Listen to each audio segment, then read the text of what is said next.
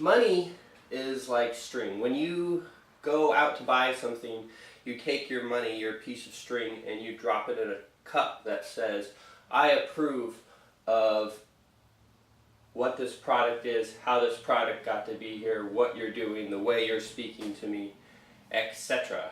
Now, one little bit of string that I place into a cup in my life is not going to sway the actions of a company, unless it's a very, very small company. Most people, if they drop a piece of string into a cup, it's not going to affect a company. Now, if a lot of people get together, they can twine their string together and they can sway a company. Now, what happens when you have a lot of string just all by yourself?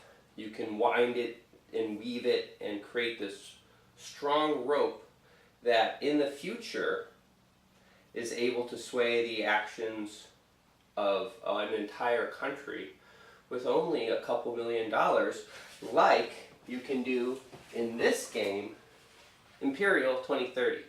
In Imperial 2030, you get to be one of these smirking investors telling countries what to do because you have put in the most money. You are the ultimate puppeteer, and people die because you want more money.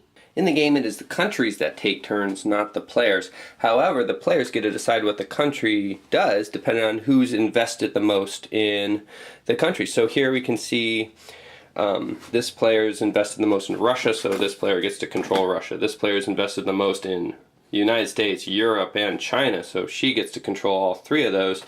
She gets to control Brazil, he gets to control India. This fellow here, he doesn't get to control any country, but he gets to invest more often than the other players. Brownies. I like this game better than brownies. And better than chocolate mint ice cream. On a country's turn, the player gets to move their little piece around the rondel. So, say it's Boo Boo's turn to decide what Russia does.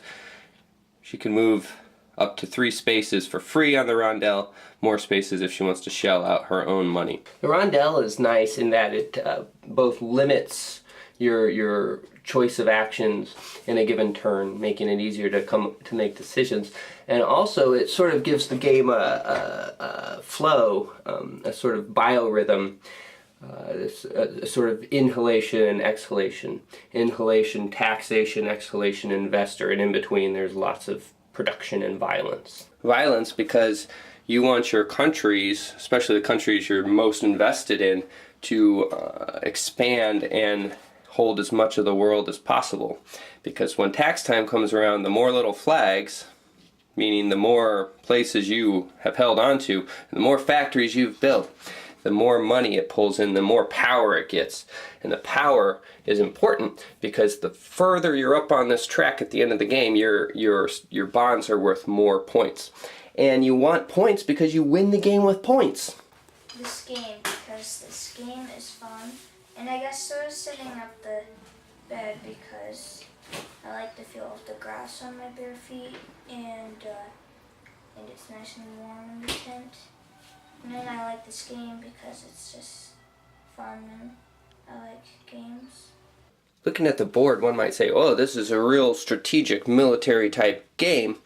And it's got elements of that, but really it's more of an investment game.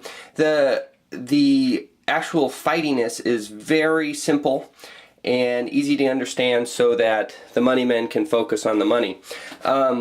Basically how it works is you take a unit, when you choose the maneuver thing, you can move all your units one space. They go into a space of another country. If you want to shoot them, you do 1 for 1. Always 1 for 1. So you kill one of their guys, they kill one of your guys.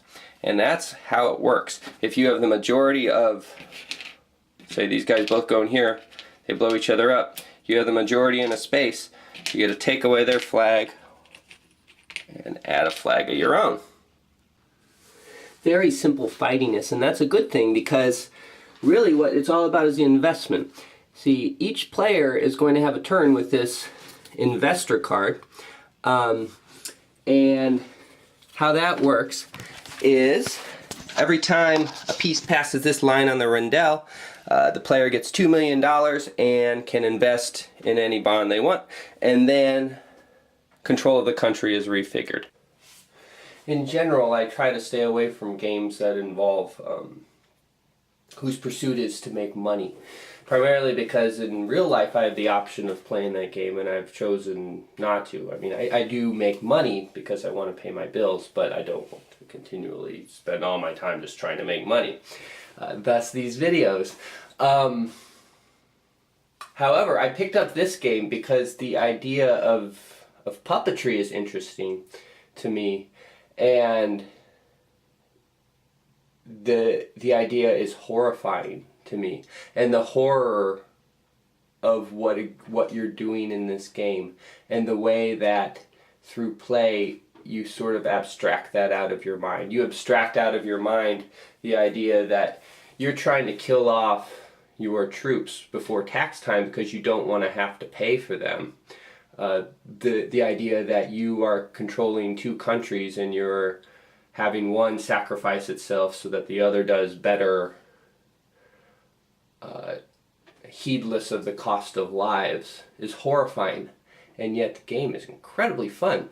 And you can see why it's conceivable that there are people in this world who play this game every day and who maybe see it as abstractly as one comes to as they play the game Imperial 2030. It was cool. If you're really into Risk, you should get this game. You know, because it's all about conquest, but you know, you also have to watch, you know, your financial matters. So, Right. I give it. Are you asking? I'm asking if you like it better than your yellow shirt. Yeah, I do. It's The game's better much than more the other. entertaining. The game, it's like hours of fun. Put a shirt on. It's about 5 minutes of fun.